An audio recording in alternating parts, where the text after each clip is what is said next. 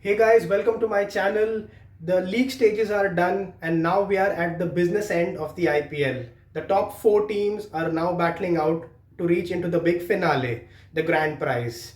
So let's see how these top four teams have performed. So we are looking at two important stats. One is the importance of a bowler, how important the bowlers have for a team to qualify, and second is the finishers, the role of how the finishers have performed for these top four teams. So first we will look at the role of the bowlers. They always say, and have said in one of my previous videos as well, batsmen wins you games, but bowlers win you championships. So here are these two important stats that will show you why these four teams have qualified. First, let me explain to you this chart so that you understand it very well. This is a chart which is broken down into four parts. One is the strike rate of the bowlers, which is the number of balls for a wicket to be taken. And second is the economy rate, as we all know, which is runs per over. So on the bottom right portion shows you that segment of bowlers who have been extremely expensive but yet wicket taking. And then when you come to the bottom left, that's the place and that's the spot where you want your bowlers to be and where a fielding captain would want the bowlers to be, which is extremely economical and wicket taking.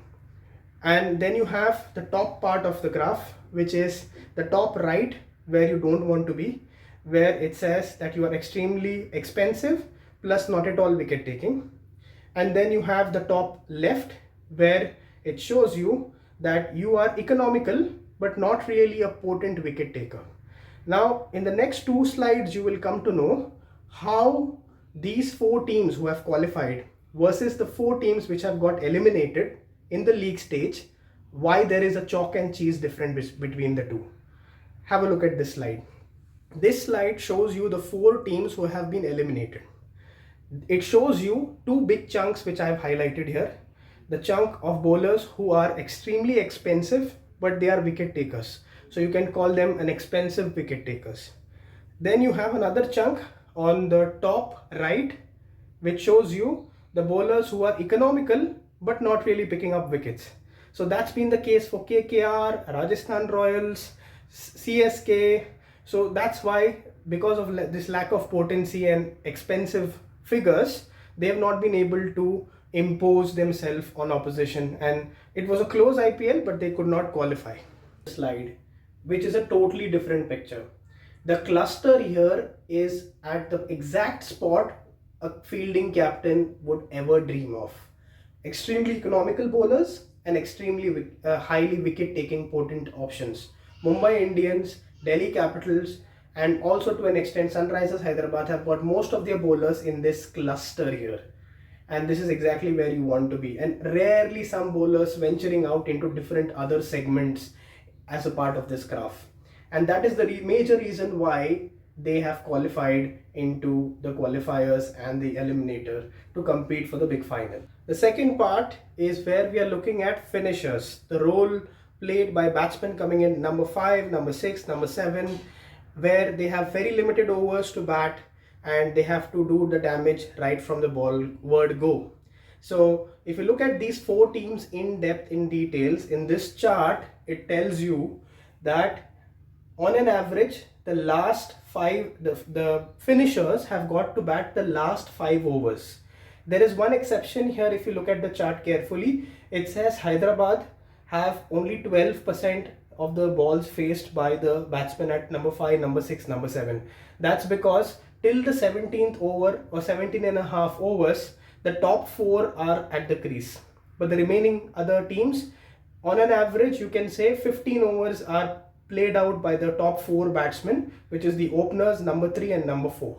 So that's how the spread has been for these 4 teams who have qualified to compete for the big finale. Now here's a graph which tells you at what pace these finishers have played versus the number of balls that they have faced on an average during the league stages.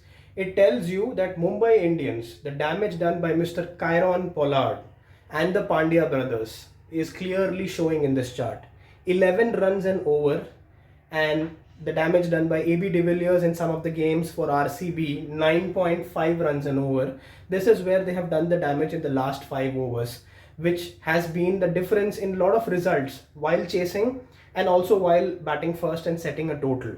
But looking at Delhi Capitals and Sunrisers Hyderabad, they haven't really teed off.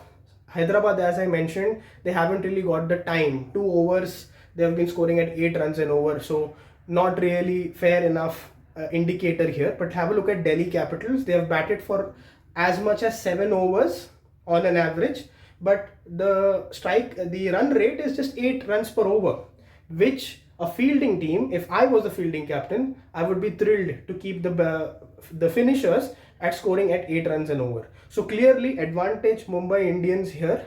11 runs and over is a damaging figure for you while chasing and also while setting a total. So guys, for more such interesting snippets and stats, please stay tuned to Mervin's Crick Quiz and do subscribe. Please do visit my website, which is in the link below, and let me know your views, comments and thoughts, and subscribe for more to come. Thank you.